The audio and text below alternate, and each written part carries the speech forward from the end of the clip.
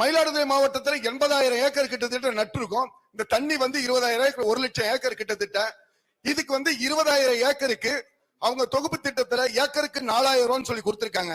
10 acre இருந்தாலும் 1 acre தான், 20 acre இருந்தாலும் 1 ஏக்கர் தான். சோ அப்படி இருக்கும் போது விவசாயி எந்த காலத்துல முன்னேற முடியும்? ஐயாவுக்கு உங்களுக்கு தெரியும், ஒவ்வொரு பீரியடும் இயற்கை கம்ப்ளீட்டா மயிலாடுதுறை மாவட்டத்துல கொள்ளிடம், சீர்காழி, மயிலாடுதுறை மாவட்டம், செம்மனார் கோயில், குத்தாலம் இது கம்ப்ளீட்டாவே அழியுதுங்க. தமிழ்நாட்டுல இந்த 4 மாவட்டம், இந்த ஒரு மாவட்டத்துல இந்த 5 பகுதியுமே அழியுது. சோ இதுக்கு தமிழக முதலமைச்சரா இருக்கக்கூடியவங்க அவங்க அரசியல்ல இருக்கிறாங்களே வழியே எங்க விவசாயிகளை ஏறிட்டு பாக்கல. நாங்க கொடுக்கிற மனு எங்க போகுதுன்னே தெரியல. நான் ஒரு பக்க திமுக மிஸ் அன்பழகன், நான் என் மதுவை கொடுத்தாலும் தூக்கி எறிகிறாங்க. சோ அதுக்கு ஒன்னும் ரெஸ்பான்சிபிலிட்டி கிடையாது.